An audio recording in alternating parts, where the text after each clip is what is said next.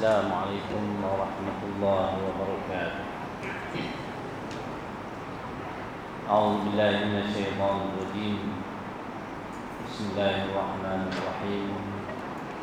الحمد لله رب العالمين، وبه نستعين، والصلاة والسلام على رسول الله الأمين سيدنا وحبيبنا ومولانا محمد وعلى آله وصحبه ومن دعا بدعوته واستنى بسنته إلى يوم الدين.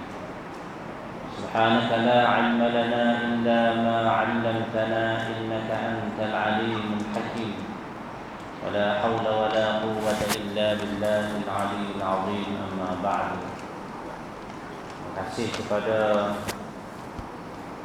Musi Majlis, tuan-tuan imam, tuan-tuan puan-puan yang dihormati sekalian, sedang jemaah Aisyah dan juga tarawih.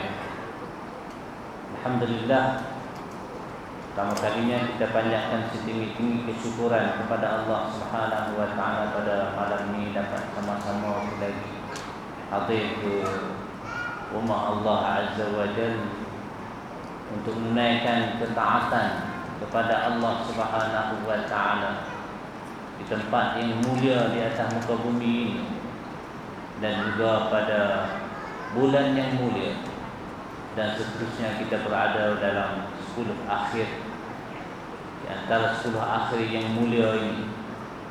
Jadi alhamdulillah di atas nikmat yang diberikan oleh Allah Subhanahu wa taala. Kemudian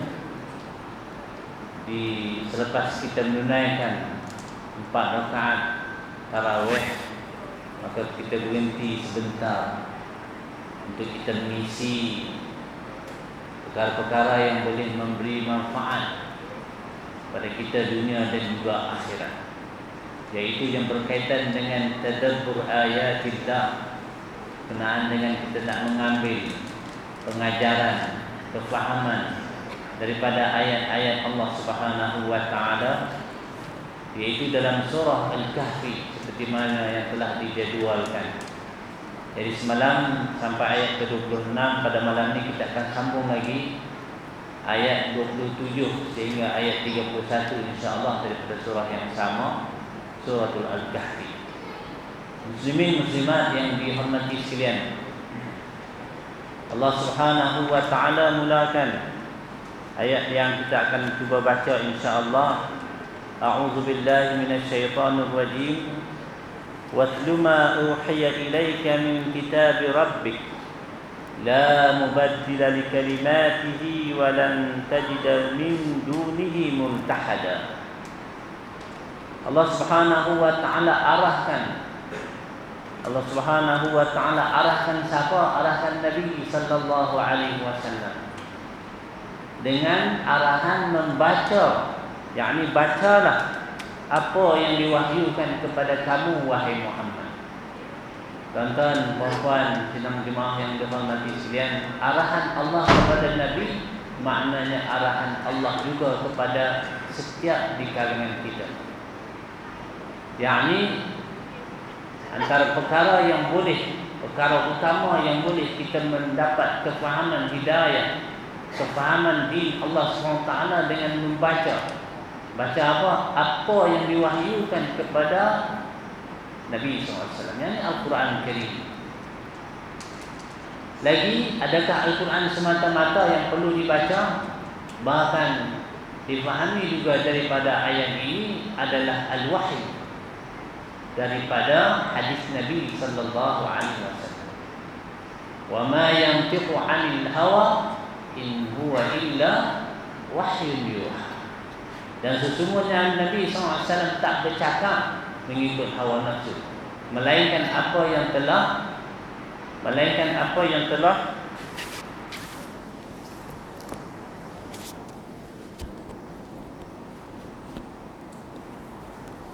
yang diwahyukan oleh Allah Subhanahu wa taala, Al-Quran dan juga hadis-hadis Nabi sallallahu alaihi wasallam. Jadi itulah wahyu.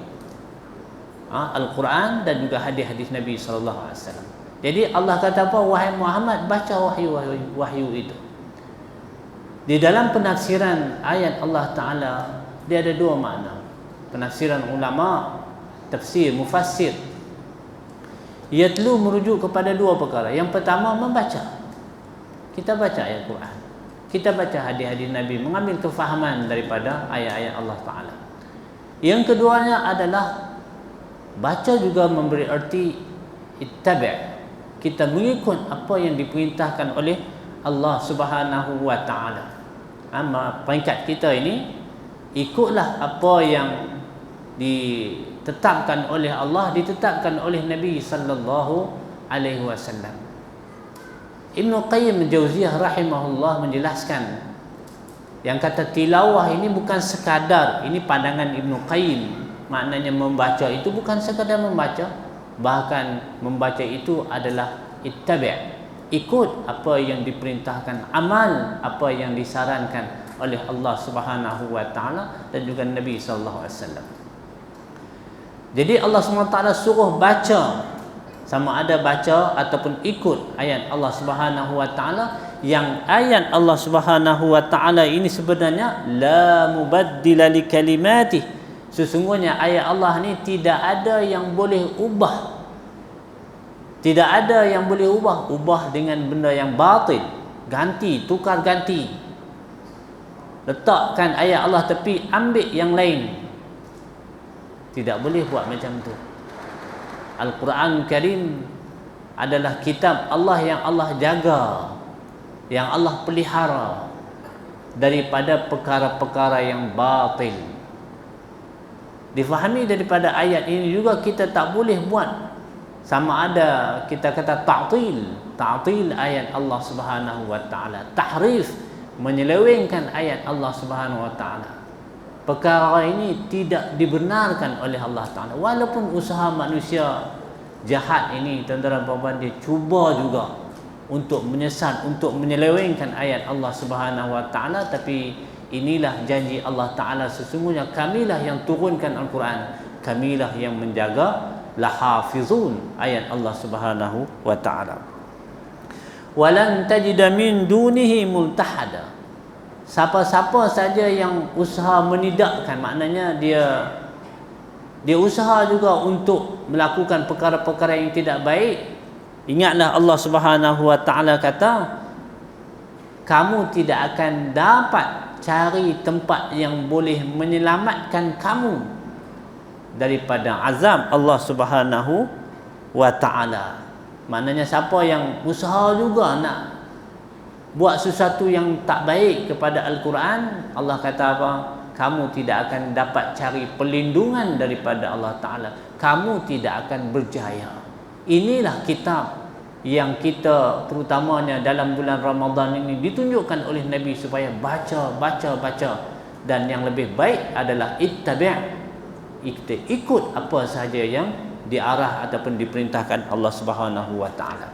Ayat yang seterusnya Allah Subhanahu wa Ta'ala sebut, wasbir nafsaka ma'al ladzina yad'una rabbahum bil ghadati wal 'ashiyyi yuriduna wajha wa la ta'du 'aynaka 'anhum turidu zinatal hayatid dunya wa la tuti' man aghfalna qalbahu 'an dzikrina wattaba'a hawahu wa kana amruhu furata. Allah Subhanahu wa Ta'ala pesan kepada Nabi, maknanya Allah pesan kepada kita juga. Allah arahkan Nabi, Allah arahkan kita. Apa dia arahan Allah? Wasbir nafsak, wahai Muhammad, wasbir nafsak, hendaklah kamu bersabar. Hendaklah diri kamu bersabar, wahai Nabi, wahai Muhammad. Dan juga Allah khitabkan perkara ini, kita faham kepada kita. Sabar dengan apa? Sabar apabila kamu berkawan, berinteraksi dengan kawan-kawan kamu, orang-orang beriman, di kalangan orang fakir, di kalangan orang miskin, di kalangan marahim, kita sebut hari ini, orang yang biasa-biasa ataupun orang yang rendah. Kenapa perlu bersabar? Tuan-tuan dan puan-puan, mungkin dengan orang yang lebih berjawatan, orang kaya, kita seronok berkawan. Manakala orang miskin, orang yang biasa-biasa ni, mungkin kita tak seronok lah. Mungkin. Sebab apa? Ya, kita semua maklum, semua orang suka berkawan dengan orang besar-besar. Manakala hak orang hamba, orang yang biasa-biasa ni tak ramai yang nak berkawan dengan mereka. Tapi arahan Allah kepada Nabi sallallahu alaihi wasallam dan juga kepada kita, ini bukan bermakna Nabi langgar dah. Ini adalah khitab untuk semua sekali. Jadi arahan Allah kata apa? Maknanya wasbir, sabar. Kalau kita sendiri pun tidak suka kepada golongan ini kerana kemiskinan, Allah kata bersabarlah. Bersabarlah. Kerana apa? Sekurang-kurangnya mereka ini yad'una rabbahum, yakni ya'buduna rabbahum. Itu alasan kita. Alasan yang Allah bagi, sekurang-kurangnya mereka menyembah Tuhan yang sama dengan kamu. Ya, mereka miskin, tapi mereka menyembah Tuhan yang sama, iaitu Allah Subhanahu wa taala, tidak mensyirikkan akannya sekali dengan apa-apa sekalipun. Dan juga mereka ini, yang kedua alasan yang kita tak boleh tinggal golongan ini, kita tak boleh pandang rendah kepada mereka ini. Yang kedua apa dia? Yad'unahu fis sabah wa fil masa. Mereka ini berdoa kepada Allah waktu pagi-pagi, waktu petang-petang. Mereka tak sibuk sangat. Sebahagian manusia sibuk dalam beban, sibuk dengan dunia. Tapi golongan ini golongan fakir, golongan miskin. Mereka tak disibukkan dengan dunia. Mereka berdoa kepada Allah, ingat Allah Subhanahu wa taala. Dan mereka tidak mengharapkan apa-apa melainkan keredaan Allah Subhanahu wa taala. Tuan-tuan dan puan-puan, jadi Nabi, arahan Allah SWT kepada Nabi, hendaklah kamu berinteraksi dengan mereka, bergaul dengan mereka, pasal dua alasan yang disebut oleh Allah Subhanahu wa taala sebentar tadi. Pertama, pasal mereka beriman kepada Allah taala. Yang kedua, kerana mereka ni keluar daripada mulut mereka Allah, Allah, berzikir siang dan juga malam. Kemudian Allah ingatkan lagi kepada kita semua, iaitu jangan sekali-kali kamu wala ta'du 'ainaka 'anhum. Wala ta'du 'ainaka 'anhum ni maknanya jangan kamu, ini kita sebut sebagai, kalau dalam bahasa Arab diguna kinayah, ataupun dalam bahasa Melayu kita boleh kata simpulan bahasa. Apa dia? Jangan kamu memaling muka kamu daripada mereka. Apa makna memaling muka ni? Adakah paling muka macam tu terus? Ya, boleh faham macam tu. Tapi dia merujuk kepada jangan memandang hina kepada mereka. Jangan memandang hina kerana kemiskinan mereka itu. Jangan memandang hina kerana kemiskinan.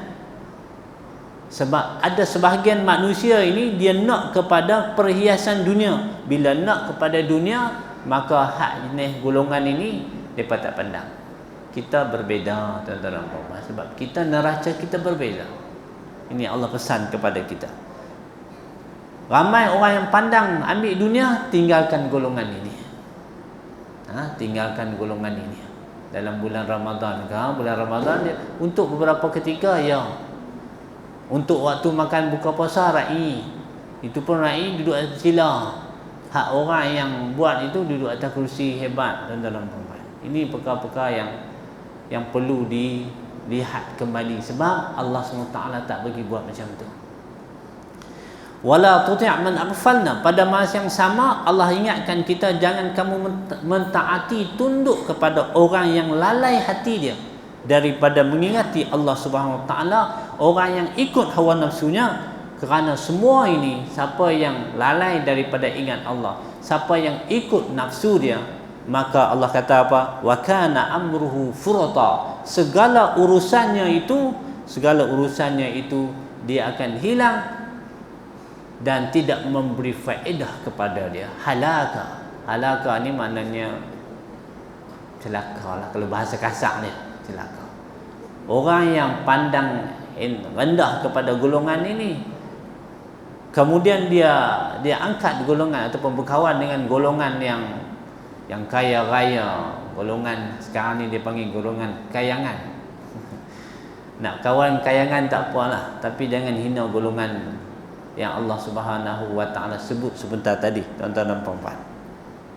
Siapa yang buat macam tu, wa kana amruhu furta, maka itu adalah amalan yang sia-sia, dhi'a, tidak memberi faedah kepada dia, ataupun dalam bahasa yang lain, kehidupan dia itu tidak diberkati oleh Allah Subhanahu wa taala. Kemudian Allah kata lagi, wa qulil haqqu min rabbikum, wahai Muhammad, katakanlah wahai Muhammad, al haqqu min rabbikum, kebenaran itu adalah daripada Tuhanmu. Kebenaran itu adalah daripada Tuhanmu. Yakni wahai Muhammad, bagi tahu kepada mereka, apa yang kamu buat mari ini adalah kebenaran daripada Allah Ta'ala, bukan daripada Nabi SAW, daripada Allah. Siapa yang nak beriman, berimanlah.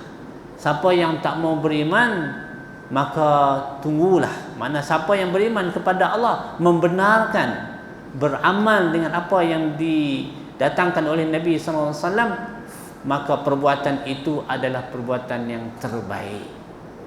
Manakala siapa yang ingkar dan lalai, maka sesungguhnya itu adalah satu kezaliman yang dia lakukan terhadap diri dia sendiri. Manusia ini apabila dia tolak kebenaran, maka sebenarnya dia menzalimi diri dia sendiri. Menzalimi diri dia sendiri. Dan Allah Subhanahu wa taala ingatkan kita, inna a'tadna lidh-dhalimina nara, sesungguhnya kami, yakni Allah, sediakan kepada orang-orang yang zalim.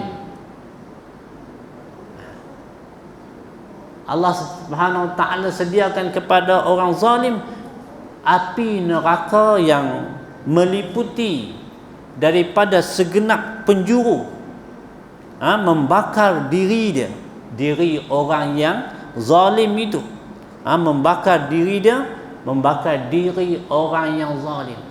Siapa orang zalim? Dia zalim diri dia sendiri. Macam mana? Tolak kebenaran. Dia menolak kebenaran Allah Subhanahu wa taala. Akan dibakar dalam api neraka yang begitu panas, dan apabila dia minta supaya diberi air, maka diberi air. Dahaga dengan api neraka ini. Kita bulan puasa hangat-hangat ni pun dahaga juga. Duduk dalam masjid ni pun air mineral, air tu kita minum juga, dahaga. Ni dalam keadaan yang sejuk juga ni.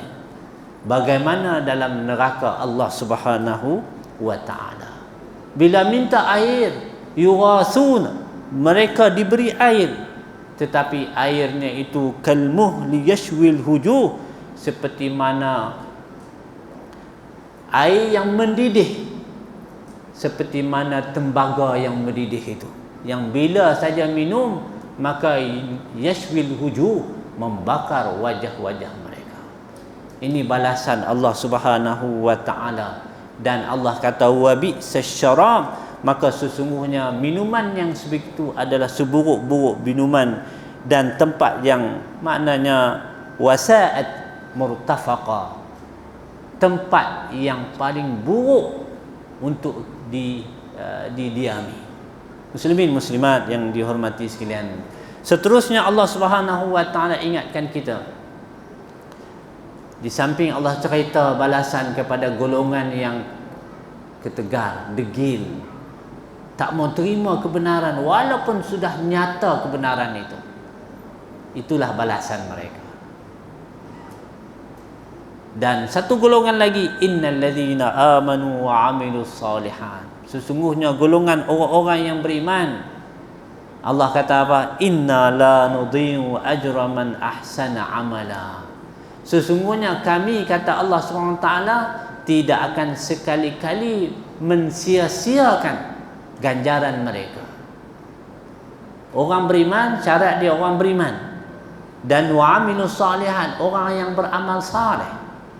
Amal saleh dia tak banyak. Mungkin dalam tabung buat masuk RM1, 5 kupang, 50 sen. Orang pun tak nampak sangat 50 sen.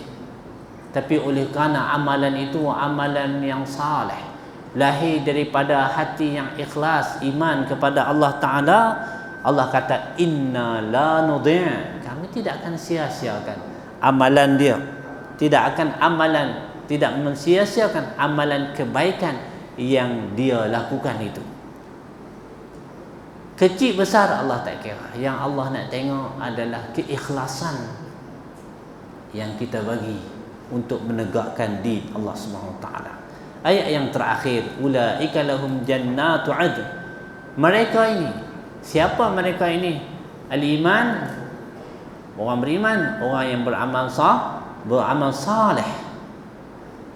Lahum ulaika lahum jannatu adn, bagi mereka syurga Aden, syurga yang mengalir di bawahnya itu anak-anak sungai.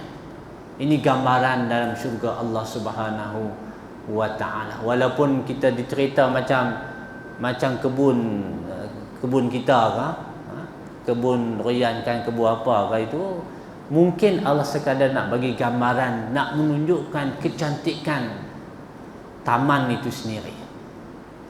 Tapi adakah itu macam syurga? Dah. Dalam syurga perkara yang mata ini tak pernah melihatnya, telinga tidak mendengarnya, dan tak pernah terlintah dalam hati kita kecantikan dan kehebatan dalam syurga Allah Subhanahu Wa Taala. Kemudian Allah bagi lagi balasan kepada mereka ini, yuhallawna fiha min asawira min zahab. Ini kemegahan dalam syurga, diberi kepada mereka gelang-gelang daripada emas, diberi pakaian-pakaian daripada sutra, yang ketika mana kita berada di dunia, terutamanya orang lelaki, mereka tidak dibenarkan memakai sutra. Tetapi di hari akhirat Allah Subhanahu Wa Taala akan beri kepada mereka kebenaran untuk memakai, bahkan diberi pakaian sutra yang lembut, sutra yang keras, dan mereka ini akan berada sambil duduk di atas sofa, di atas kursi-kursi pelamin-pelamin di dalam syurga Allah Subhanahu Wa Taala. Tuan-tuan dan puan-puan, ni'mas thawab wa hasunat murtafaqa. Itulah nikmat, ganjaran Allah Subhanahu Wa Taala, dan juga sebaik-baik tempat kembali kepada siapa? Kepada orang yang beriman, kepada orang yang beramal saleh. Moga-moga Allah Subhanahu Wa Taala memberi kebaikan kepada kita secara berterusan, dan khususnya dalam bulan Ramadan ini kita mendapat keberkatan, kita mendapat rahmat Allah Subhanahu Wa Taala, dan moga-moga kita mendapat Lailatul Qadr. Wallahu taala alam. Yang baik daripada Allah, yang kurang itu adalah kelemahan saya sendiri. Ampun kepada Allah, minta maaf atas sebarang kesilapan. Aku qauli hadza wa astaghfirullah li wa lakum. Wassalamualaikum warahmatullahi wabarakatuh.